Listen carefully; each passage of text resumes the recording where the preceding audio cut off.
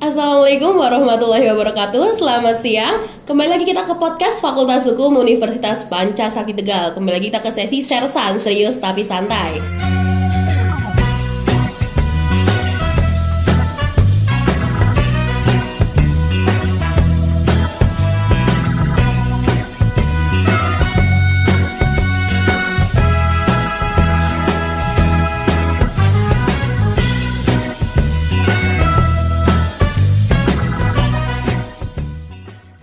Baik, sama aku Dewi Kartika Chandra, dan hari ini kita kedatangan tamu yang sangat istimewa, yaitu Kepala Badan Narkotika Nasional Kota Tegal. Selamat siang Pak Dirman. Selamat siang Mbak Ica.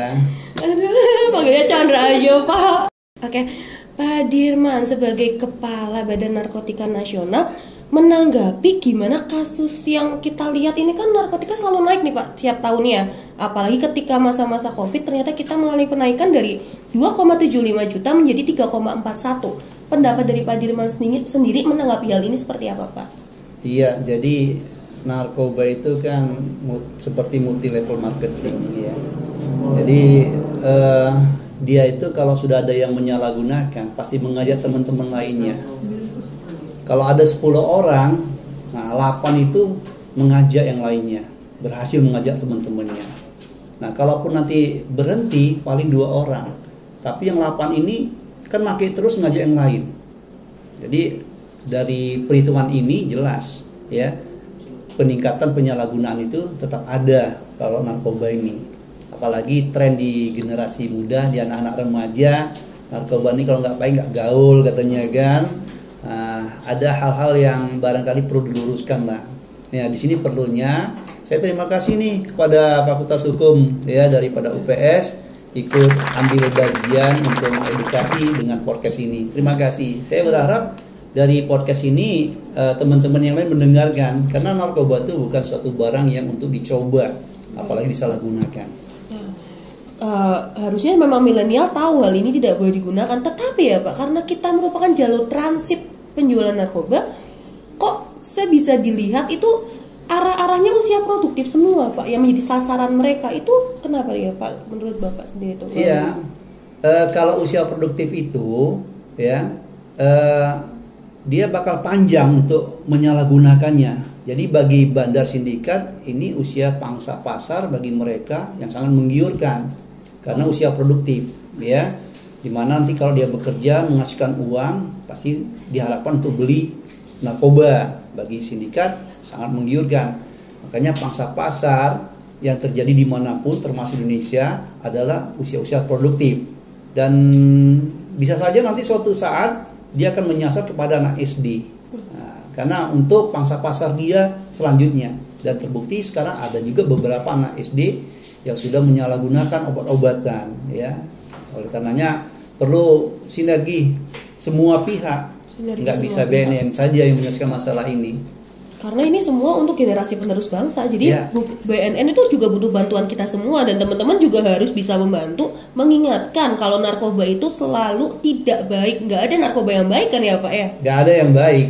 Ya, kalau narkoba itu memang dari pengertiannya, kalau kita melihat undang-undang ya, narkoba itu singkatan ya, narkotika, psikotropika, dan bahan adiktif. Nah, definisi narkotika jika dilihat Undang-Undang Nomor 35 tahun 2009, narkotika adalah zat atau obat yang berasal dari tanaman atau bukan tanaman, sintetis atau semi sintetis, yang dapat menyebabkan bla bla bla bla sampai menghilangkan rasa nyeri gitu ya. Nah, ini artinya apa? Di dia definisinya narkotika itu adalah zat atau obat. Jadi dia memang manfaat untuk medis ya. Yang medis. Kita musnahkan adalah penyalahgunaannya ya, sama peredaran gelapnya. Penyalahgunaannya ini, obatnya itu harusnya untuk kesehatan. Misalnya sekarang ini kan di anak-anak remaja atau anak-anak sekolah ini yang tanda kutip yang nakal-nakal itu, yang sudah mulai make nyalahgunakan, dia pakai obat-obat daftar G. Misalnya ya jenis obat A misalnya ya, itu untuk obat batuk gitu loh. Tapi sama dia disalahgunakan, sekali minum 5 butir, 6 butir, 8 butir, 10 butir. Nah, ini kan penyalahguna. Padahal obat itu sebenarnya untuk kesehatan. Apabila sakit, minum obat akan sehat. Tapi masalahnya dia sehat, minum obat, penyalahgunaan jadi sakit. Obat penenang itu kan untuk orang stres, untuk sakit jiwa. diminum oleh orang sakit jiwa supaya sarafnya lentur, tenang, dengan harapan sembuh. Masalahnya sekarang orang sehat minum obat penenang, jadi gila. Oh, iya. Gitu dia. Jadi gila dan mereka nggak tahu akhirnya otak mereka jalan kemana, karena narkoba itu langsung menyerang otak bagian depan ya Pak. Iya. Jadi penyalahgunaan narkotika ya itu memang yang diserang adalah sensor motoriknya, saraf pusatnya. Kalau sudah otak kena narkoba, maka saya pernah melihat filmnya itu ketika dia penyalahguna narkoba meninggal. Dia ambil otaknya, dibelek, keluar warna hitam racunnya, zat adiktif yang sudah sampai ke otak. Jadi seperti itu. Nah kalau diumpamakan otak ini memiliki jaringan-jaringan listrik yang banyak sekali. Nah ketika jaringan listrik itu sudah teracuni, sudah terkotori kena narkotika, zat adiktifnya sampai ke jaringan listrik, maka jaringan listrik ini tidak bisa berpotensi lagi untuk produktif, gitu kan? Nah, semakin sering ia menyalahgunakan narkotika, maka jaringan listrik itu semakin banyak yang rusak. Nah, jaringan listrik yang rusak itu nggak akan sembuh. Jadi dalam konsep narkotika, ya, untuk sisi medis, pecandu penyalahgunaan narkotika tidak bisa disembuhkan karena yang diserang otaknya, sensor motoriknya, gitu. Bisanya hanya pulih. Bisanya hanya pulih. Dan tugas dari BNN selain melakukan sosialisasi dan juga melakukan rehabilitasi itu ya Pak. Kalau rehabilitasi sendiri itu ada jenjang waktu pada usia produktif sekian bulan, usia udah dewasa sekian bulan, atau mereka dari BNN itu hanya melihat pada mereka sudah ke penyalahgunaan ini pada sekian bulan, penyalahgunaan ini sekian bulan, atau bagaimana Pak? Mbak Ica bagus nih ya, Mbak Chandra bagus nih. Jadi penyalahgunaan narkoba atau pecandu, kami berharap mereka mau melaporkan diri untuk direhabilitasi. Jadi nanti jatuhnya dekriminalisasi. Iya, nah, dekriminalisasi. Kalau dia tidak melaporkan diri, ketangkap, nanti bisa mendapat kriminalisasi. Betul. Nah, makanya kami berharap pecandu penyalahguna bertobat dan berobat. Bertobat dan berobat. Iya. Nah, ketika dia sadar bertobat, tidak ingin pakai lagi, harus disupport nama keluarga. Nah, bagaimana caranya? Direhabilitasi, bawalah ke BNN, free, gratis rehabilitasinya. Nanti di rehabilitasi itu kita akan lakukan asesmen. Jenis apa yang pakai, berapa banyak yang pakai, kita cek urnya juga, kita konseling, lalu nanti keputusan dari konselor, keputusan dari dokter, ya termasuk psikolog. Nah itu apa keputusannya? Apakah dia rehabilitasi inap? Apakah dia rehabilitasi jalan? Gitu. Kalaupun inap berapa lama? Jadi yang menentukan nanti di situ ada timnya sendiri. Dan BNN itu memfasilitasi. Jadi kalian tuh jangan malu buat bertobat kemudian berobat. Buat teman-teman nih yang udah merasa salah menggunakan, menjadi penyalahguna ataupun mencandu, jangan takut karena BNN itu mau memfasilitasi kalian buat sembuh, buat kalian pulih tentunya. Biar generasinya kita ya harusnya bisa maju ya Pak, nggak stagnan hanya ke penyalahgunaan. Iya. Jadi semua orang tuh pernah bersalah, ya kan? Cuma kalau dia masalah narkoba ini udah tahu salah, lalu tidak taubat, tidak berhenti, gitu. Lalu dia menyatakan dirinya, udahlah aku sampah, aku aib masyarakat sekali maka ini salah, keliru banget. Padahal dia mempunyai kemampuan, ya, yang bisa muncul lagi sebagai manusia yang produktif. Ingat, kekayaan alam Indonesia banyak banget. Banyak yang belum tergali, ya. Nah, jadi mantan pecandu itu banyak yang produktif, banyak yang produktif, ya. Jadi bukan 1-2. Nah, oleh karenanya saya mengimbau kepada kawan-kawan yang sudah terjerumus, ya ingat masa depan kita masih panjang. Kematian tuh nggak tahu kita kapan kan. Jadi jangan dibunuh jiwa kita secepat mungkin. Nah, masalah jiwa itu harus kita pelihara. Jadi kalau kita berhenti, ya bertaubat, ingat kita harus bisa memberikan sumbangsilah bagi diri, bagi keluarga, bagi masyarakat, bagi bangsa negara. Saya pikir kalau dia produktif, mau berhenti tadi, ya saya yakin dia bisa produktif. Nah, kalau udah produktif pasti memberikan sumbangsi besar, tidak hanya negara tapi diri dari keluarganya. Diri dan keluarganya. Tetapi ya Pak, mungkin beberapa orang tuh menganggap kenapa sih harus direhab, orang nyatanya aja beberapa negara itu mengizinkan pelegalan narkoba. Bapak melihat isu ini tuh bagaimana Pak? Ya, semua negara itu kan beda-beda paradigma hukumnya. Ya, kita juga mempunyai hukum tersendiri. Di kita telah diatur dalam Undang-Undang Narkotika Nomor 35 tahun 2009 tentang narkotika. Di sana diatur semua. Ya, jadi tentang konsep legalisasi narkoba itu tidak ada PAM di Indonesia. Tidak ada PAM legalisasi narkoba. Ya. Yang kita perangi adalah penyalahguna sama peredaran gelapnya. Kalau dia menyalahgunakan, ya, kemudian mengedarkan gelap, berarti bertentangan berlawanan hukum, itu kita tindak. Tapi kalau penggunaan, nah itu dari sisi medis dibolehkan nggak masalah. Karena negara hukum itu udah mengatur semuanya, dan kalau memang itu untuk keperluan medis, otomatis kan ada buktinya, dan itu tidak masuk ke penyalahgunaan. Iya. Dan ini juga penggunaan medis itu, jadi gini Mbak, narkotika itu ada 3 golongan. Ada golongan 1, golongan 2, golongan 3. Golongan 1 tuh ratusan jumlahnya, golongan 2 juga ratusan jumlahnya, golongan 3 puluhan lah, ya. Golongan 1 sendiri saya nggak hafal nih berapa banyak, karena ratusan tadi itu nggak tahu jenis-jenis namanya apa saja, ya. Yang jelas golongan 1 ini dalam keterangan undang-undang tidak digunakan untuk kesehatan. Golongan 1 yang digunakan kesehatan golongan 2, golongan 3 itu. Golongan 1 ini harus dimusnahkan sampai ke akar-akarnya. Jadi kalau dia pakai golongan 1 katanya alasan medis dari dokter, itu bohong besar. Karena dokter nggak mungkin memberikan narkotika golongan 1 untuk obat. Misalnya apa? Ganja.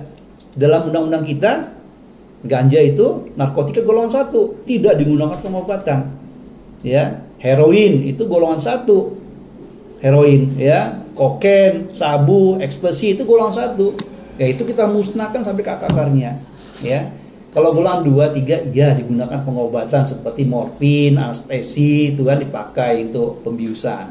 Ya, teman-teman udah tahu kan ya, golongan 1 macam apa aja, dan kalau ngomong itu untuk medis otomatis itu bohong ya Pak, itu hoax banget tuh. Ya. Sama sekali bukan untuk penggunaan medis atau apapun. Bohong besar.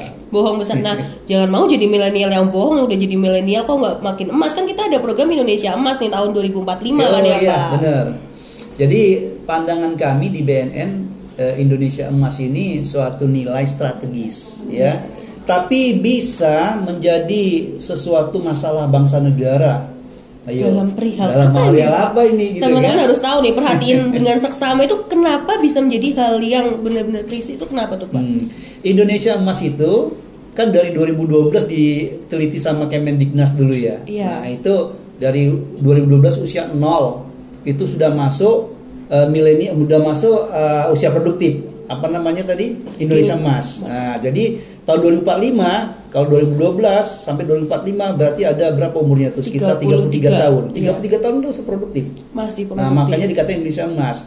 Itu manusia yang hidup di usia 0 ketika 2012 itu sangat banyak sekali jumlahnya nanti di 2045. Jadi dari 2012 sampai 2045 itu adalah Indonesia Emas. Nah, harusnya usia produktif ini ya akan mampu membawa Indonesia jaya. Dengan produktifnya tadi itu, dia bisa membawa produktif, bisa mengangkat dan menemukan dan mengolah ya kekayaan alam kita ini menjadi sesuatu yang terbaik bagi bangsa negara.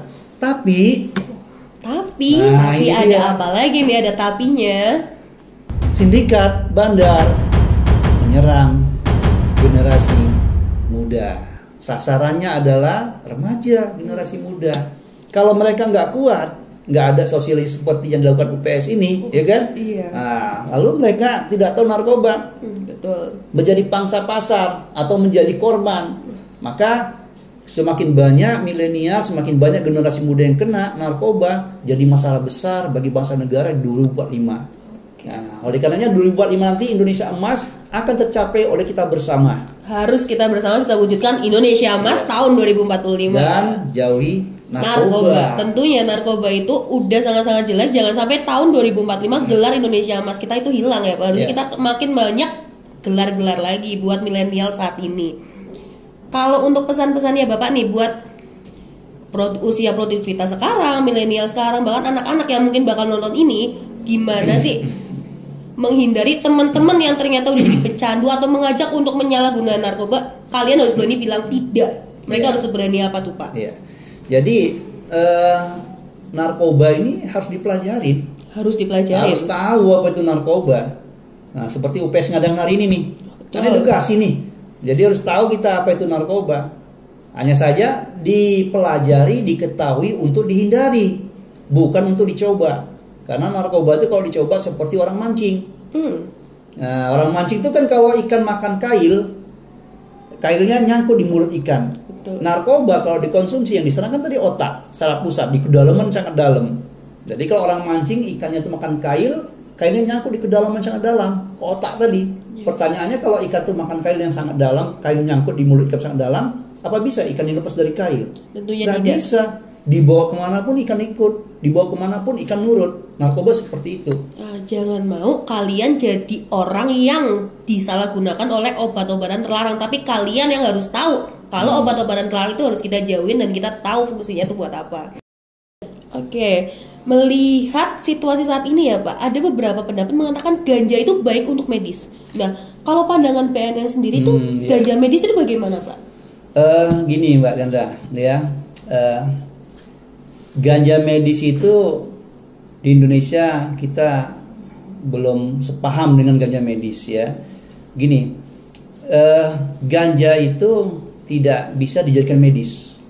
Jadi kalau kita melihat undang-undang ya, undang-undang narkotika nomor 35 itu disebutkan ganja adalah narkotika golongan 1. Nah, yang disebut ganja itu ya dari akar, batang, biji, daun semuanya itu adalah ganja. Dia tidak disebutkan daun ganja, tidak seperti itu, tapi disebutkan ganja dalam undang-undangnya. Artinya ganja itu adalah narkotika golongan 1 yang tidak bisa dijadikan medis. Nah, kemudian kita perbandingkan negara tetangga, ya. Kenapa negara tetangga bisa menjadikan ganja itu untuk obat, ya? Jadi perlu diketahui ganja itu ada beberapa zat dalam kandungannya. Nah, di antaranya adalah THC. Apa tuh THC? Aduh, apa itu teman-teman ada yang tahu nggak tuh? Kalau tahu kasih informasi juga dong di sini. Apa itu Pak THC? Ya, THC itu tetrahidrokannabinol. Itulah zat psikoaktif, zat buruk yang terdapat dalam kandungan ganja. Nah, ini dia yang berbahaya, ya, zat psikoaktifnya. Tapi ada kandungan yang positifnya di situ di ganja, namanya CBD, cannabidiol. Nah, cannabidiol itu untuk bisa jadikan untuk obat, yang katanya untuk obat nyeri, untuk epilepsi ya dan sebagainya ya, itu bisa diambil. Nah, ganja yang dilakukan di luar negeri kayak Thailand itu dia harus tidak langsung ujuk-ujuk dijadikan ganja yang bisa dipakai, tapi ada apa namanya? Jadi CBD itu yang merupakan zat aktif yang baiknya, positifnya. Ya. Jadi gini, untuk meningkatkan CBD supaya ganja ini bermanfaat, itu ada rekayasa genetik. Rekayasa genetik. Jadi tanaman ganja itu tidak seperti Indonesia tumbuh di alami. Nah, kalau dia dialami, maka yang lebih dominan adalah THC-nya. Yang buruknya malah. Buruknya, zat psikoaktifnya. Di luar negeri itu dilakukan rekayasa genetik dulu. Dia ditanam dengan tanaman, dengan tanah yang khusus, dengan pupuk yang khusus, dengan sinar matahari yang khusus, dengan panas tertentu, suhu tertentu, sehingga itu juga nggak sekali dua kali penelitiannya, sampai terakhir dia melakukan penelitian itu dan dilihat CBD-nya tinggi, THC-nya rendah. Nah, THC-nya tuh 0,2%, jadi rendah sekali. Iya.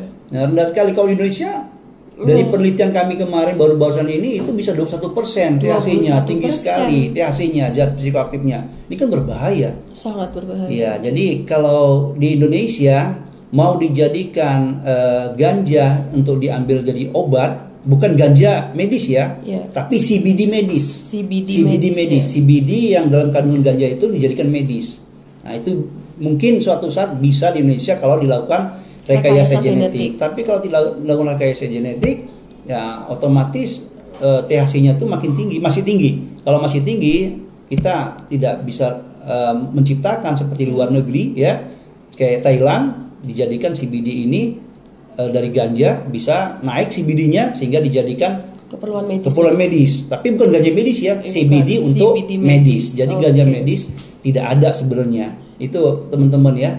Ganja medis tidak ada, yang ada adalah CBD-nya. Ini sama dengan opium. Analoginya gitu.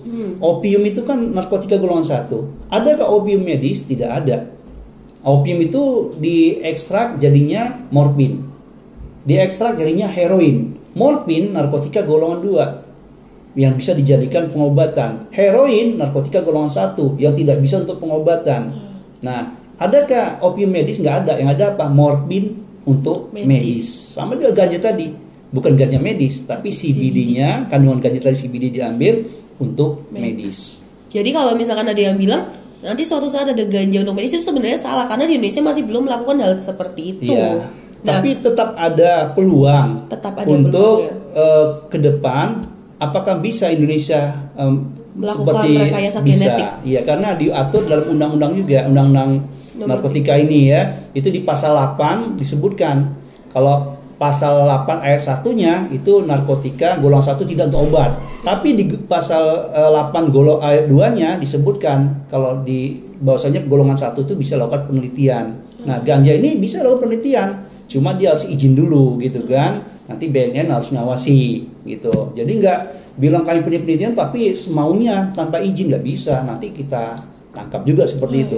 Iya. Ya. Nanti kira penyalahgunaan juga. Ya, peluangnya ada untuk menjadikan ilmu pengetahuan ya untuk penelitian ada peluangnya diatur di undang-undang. Ya saja dia harus izin dulu ya ke Badan POM ya, Kemenkes seperti itu dan ke BNN juga harus diberitahu. Karena BNN juga untuk memfasilitasi kalau nggak ada penyalahgunaan. Jadi ketika mereka mau ngelakuin penelitian mereka juga harus minta izin kan ya ke BNN-nya. Nah, tuh teman-teman jangan main sembarangan tahu yang informasi yang belum tentu kepastiannya. Nah, kalau teman-teman pengen tahu informasi mengenai BNN lebih lengkapnya, BNN tuh ada Instagramnya loh. Nanti teman-teman harus nge-follow info BNN Kota Tegal dan jangan lupa buat subscribe YouTube-nya yaitu BNN Kota Tegal. Terima kasih banget ini buat Pak Dirman buat sharingnya, ilmunya dan teman-teman makin tahu nih kalau misalkan narkoba itu adalah hal yang berbahaya, jangan sampai merusak generasi milenial kita, apalagi Indonesia Emas tahun 2045. Pokoknya milenial bijak, say no to drugs. Terima kasih Pak Dirman buat waktunya. Kita menantikan event-event selanjutnya dan sampai jumpa untuk podcast selanjutnya. Kembali lagi kita bakal ketemu di sesi Sersan selanjutnya. Bye bye.